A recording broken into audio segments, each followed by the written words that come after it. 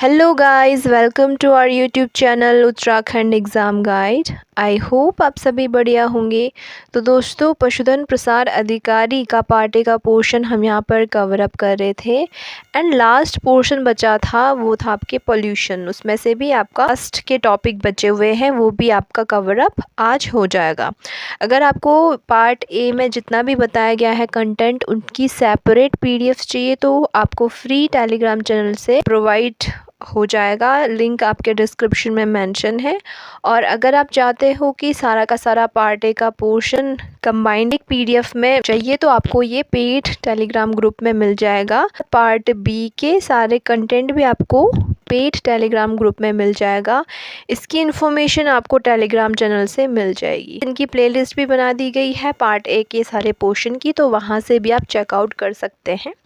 तो चलिए स्टार्ट करते हैं। भी आपका एसिड रेन वाला टॉपिक बच जाता है और उसके बाद के जो रिमेनिंग टॉपिक हैं वो आपके रह जाते हैं, वो भी आज की क्लास में आपके कंप्लीट हो जाएंगे। तो सबसे पहले एसिड रेन। तो रेन का जो नॉर्मली पीएच होता है वो 5.6 के अराउंड होता है। ये भी आपके स्लाइटली एसिडिक ही होता है।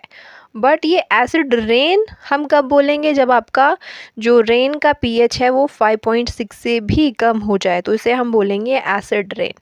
और ऐसा कब होता है? अगेन आपकी जो फैक्ट्रीज़ वगैरह हो गया, वाहन व्हीकल्स हो गया, पावर प्लांट्स, इनसे जो भी गैसेस रिलीज़ होती हैं, मेनली आपकी SO2 और NO2, सल्फेट और सल्फाइड, नाइट्राइट, ये जो गैसेस रिलीज़ होती हैं, ये आपके एटमॉस्फेयर में जो वाटर प्रेजेंट होता है ना, H2O, उनके साथ रिएक्ट करता है और ये बारिश बन के धरती पर पहुंचता है, तो तब हम उसे बोलते हैं एसिड रेन। और इसका पीएच जो है काफ़ी एसिडिक होता है, यानी 5.6 से भी कम होता है, इसलिए हम बोलेंगे इसे एसिडिक रेन या फिर एसिड रेन। अब इसका क्या इफ़ेक्ट होता है? अगेन अगर आपके एसिड के रूप में रेन धरती पर गिर रहा है तो ऑब्वियसली आपके नुकसान तो होने वाला है। और इस एसिड रेन में मेनली आपके सल्फ़र डाइऑक्साइड हो गया, नाइट्रोजन के ऑक्साइड हो गए, कार्बन डाइऑक्साइड भी इसमें प्रेजेंट होता है। अब इससे क्या इफ़ेक्ट हो गया? अगर एसिड के रूप में रेन गिर रही है मिट्टी पर तो सॉइल क्या हो जाएगा? एसिडिक हो जाएगा। और अगर सॉइल का एसिडिफिकेशन हो रहा है तो उसमें जो मौजूद न्यूट्रिएंट्स हैं कम हो जाएंगे। ठीक है। लेक्स में अगर एसिडिक रेन गिर रहा है तो उससे लेक का पीएच है वो भी कम हो जाएगा, उसमें रहने वाले जीवों को भी खतरा है उससे। ठीक है। फॉरेस्ट का डिस्ट्रक्शन होता है, इसका फेमस एग्जांपल है ब्लैक फॉरेस्ट इन जर्मनी। तो इससे क्या होता है? फॉरेस्ट को भी नुकसान पहुंचता है, साथ ही साथ जो भी हमारे मॉन्यूमेंट्स और बिल्डिंग्स हैं उनका भी क्षरण होता है। तो इसका फेमस एग्जांपल आपका ताजमहल भी है, अपनी खूबसूरती के लिए फेमस है आपके। और जब आपका एसिड रेन उस पर गिरता है ना, ताजमहल पे, बेसिकली जो सल्फ़र डाइऑक्साइड वाटर के साथ रिएक्टर के सल्फ्यूरिक एसिड बनाता है। अब जब ये सल्फ्यूरिक एसिड गिरेगा ताजमहल पर तो ये कैल्शियम कार्बोनेट के साथ रिएक्ट करता है, की वजह से उसका जो स्टोन होता है उस पर असर पड़ता है, वो धीरे धीरे घुलने लग जाएगा। ठीक है। इसका सरफेस को काफ़ी ज़्यादा डैमेज पड़ता है, उसका कलर भी डल हो जाता है। तो एसिड रेन का असर है ये भी। ठीक है। साथ ही साथ ह्यूमंस पे भी इसका असर पड़ेगा। ठीक है। एसिड रेन की वजह से उनकी स्किन पे प्रॉब्लम हो सकता है, स्किन इरिटेशन हो सकता है, आई इरिटेशन हो सकता है, और साथ ही साथ रेस्पिरेटरी प्रॉब्लम्स भी हो सकते हैं। ओवरऑल एसिड रेन के ये इफ़ेक्ट है। टॉपिक है दैट इज़ ग्रीन रिवॉल्यूशन, जिसे हम हरित क्रांति भी कहते हैं। बेसिकली 1960 और 70 के दशक के टाइम पे जो है फूड क्राइसिस हो गया था इंडिया में, आपके भुखमरी बढ़ गई थी। तब जाके क्या किया गया, आपके कुछ हाई यील्डिंग वैरायटी शीट्स, जिसको HIV शीट्स भी बोलते हैं, और नई तरीके के मॉडर्न जिसे फार्मिंग बोलते हैं, इस टेक्निक का यूज़ करके आपके फूड प्रोडक्शन को क्या किया गया? इंक्रीज़ किया गया। एक इनिशिएटिव लिया गया ताकि जो फूड प्रोडक्शन है इसको इंक्रीज़ किया जा सके, बढ़ाया जा सके। और इस ही तकनीकी से क्या हुआ? आपके ग्रीन रिवॉल्यूशन हुआ, फूड का प्रोडक्शन है वो इंक्रीज़ हुआ। तो इसे हम क्या बोलेंगे? ग्रीन रिवॉल्यूशन, हरित क्रांति। ठीक है। अब आपको ये ध्यान में रखना है कि father of green revolution in India, India में हरित क्रांति के जनक किन्हें कहा जाता है? MS स्वामीनाथन। ठीक है, इम्पॉर्टेंट है। और पूरे विश्व में किसे कहा जाता है? Norman Borlaug. तो ये दो नाम आपको ध्यान में रखने हैं। बेसिकली क्या था? आपके वीट और राइस की हाई यील्डिंग वैरायटीज़ को पैदा करना, और मेन फोकस वीट और राइस पर था। ज़्यादा से ज़्यादा इसमें क्या किया गया? आपके फर्टिलाइजर्स, पेस्टिसाइड और इरिगेशन को इंक्रीज़ किया गया। अधिक इसका उपयोग किया गया। अब जो ग्रीन रिवॉल्यूशन की वजह से आपके दोनों ही इफ़ेक्ट पड़े, पॉजिटिव भी और नेगेटिव भी। पॉजिटिव तो ये उस दौरान क्योंकि आपके फूड क्राइसिस इंक्रीज़ हो रहा था, तो इन मेथड्स की वजह से कि हरित क्रांति की वजह से आपके अच्छा खासा फूड का प्रोडक्शन हुआ, ठीक है। तो इंडिया में फिर फूड सफिशिएंट हो गया और इसकी वजह से जो फार्मर्स थे उनकी इनकम भी बढ़ गई, आपके रूरल एम्प्लॉयमेंट भी जनरेट हुआ। तो ये इसके क्या थे, पॉजिटिव इफ़ेक्ट्स थे। बट इसके साथ साथ कुछ नेगेटिव इफ़ेक्ट भी पड़े, जो कि ऑब्वियसली इन्वायरमेंट पर इसके क्या पड़े, नेगेटिव इम्पैक्ट पड़े। अब ज़्यादा से ज़्यादा क्योंकि फर्टिलाइज़र का यूज़ किया गया तो इससे यूट्रोफिकेशन की कंडीशन आई है। मैंने लास्ट क्लास में बताया था यूट्रोफिकेशन किसे कहते हैं, ठीक है। पेस्टिसाइड के यूज़ करने से सॉइल पोल्यूट हो गया, सॉइल डिग्रेड होने लग गया, बायोमैग्निफिकेशन होने लग गया। ओवर इरिगेशन की वजह से वाटर लॉगिंग, जिसे जल भराव बोलते हैं, सॉइल की सैलिनिटी होने लग गई। साथ ही साथ ग्राउंड वाटर डिप्लीशन होने लग गया, भूजल की कमी होने लग गई। मोनोकल्चर फार्मिंग, क्योंकि आपका मेन फोकस वीट और राइस के प्रोडक्शन पर ही रहा, तो इससे बायोडाइवर्सिटी भी डिक्रीज़ हुई, ठीक है। तो ये सारा क्या था, आपके नेगेटिव इम्पैक्ट रहा ग्रीन रिवॉल्यूशन का। अब जो नेक्स्ट टॉपिक है that is nitrogen cycle and the pollution. हम सभी को पता है कि जो एनवायरनमेंट है, एटमॉस्फेयर, उसमें सबसे ज़्यादा आपकी नाइट्रोजन ही प्रेजेंट होती है, अप्रॉक्सीमेटली 78%। और प्लांट या फिर चाहे एनिमल ने डायरेक्टली हम इसे एटमॉस्फेरिक नाइट्रोजन को यूटिलाइज नहीं कर सकते हैं। इसी के लिए ये साइकिल रन की जाती है ताकि जो एटमॉस्फेरिक नाइट्रोजन है इसको फिक्स किया जा सके और प्लांट इसे एब्जॉर्ब कर सके, ठीक है। अब इस साइकिल में क्या होता है, सबसे पहले नाइट्रोजन जो प्रेजेंट है एटमॉस्फेयर में अप्रॉक्सीमेटली 78%, इसको फिक्स किया जाता है।